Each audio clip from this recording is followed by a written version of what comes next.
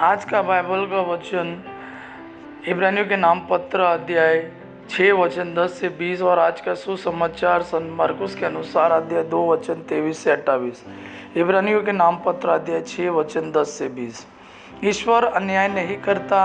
आप लोगों ने उसके प्रेम से प्रेरित होकर जो कष्ट उठाया, संतों की सेवा की और अब भी कर रहे हैं, ईश्वर वह सब नहीं भुला सकता। मैं चाहता हूं कि आपकी आशा के परिपूर्ण हो जाने तक आप लोगों में हर एक वही तत्परता दिखलाता रहे।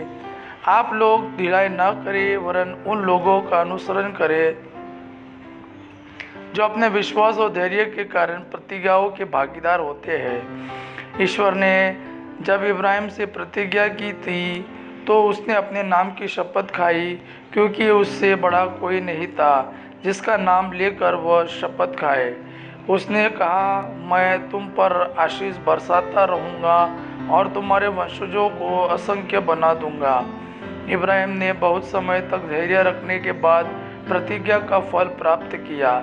लोग अपने से बड़े का नाम लेकर शपथ खाते हैं, उनमें शपथ द्वारा खतन की पुष्टि होती है और सारा विवाद समाप्त हो जाता है। ईश्वर प्रतिज्ञा के उत्तराधिकारियों को सुस्पष्ट रूप से अपने संकल्प की अपरिवर्तनीयता दिखलाना चाहता था, इसलिए उसने शपथ खाकर प्रतिज्ञा की। वह इन दो अपरिवर्तनीय कार्यों अर्थात प्रतिज्ञा और शपथ में जुता प्रमाणित नहीं हो सकता। इससे हमें, जिन्होंने ईश्वर की शरण ली है, यह प्रबल प्रेरणा मिलती है कि हमें जो आशा दिलाई गई है हम उसे धारण किए रहे।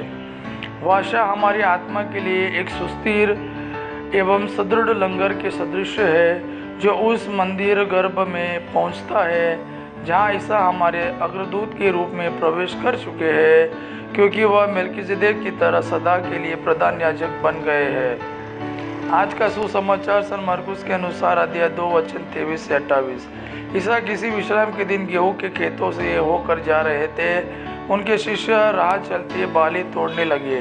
फरीसियों ने ईसा से कहा, देखिए, जो काम विश्राम के दिन मना है ये क्यों वही कर रहे हैं? ईसा ने उन्हें उत्तर दिया, क्या तुम लोगों ने कभी यह नहीं पढ़ा कि जब दाऊद और उनके साथी भूखे थे और खाने को उनके पास कुछ नहीं था तो दाऊद ने क्या किया था?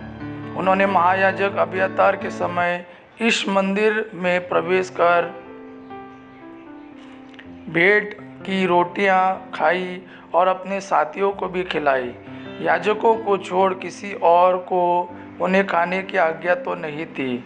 ईसा ने उनसे कहा, विश्राम दिवस मनुष्य के लिए बना है, न कि मनुष्य विश्राम दिवस के लिए।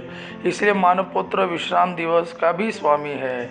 यह प्रभु का वाणी है। प्रभु को धन्यवाद। आबा पिता की महिमा और पुत्र यीशु का प्रेम आप पर सदा सर्वदा बना रहे। आमीन।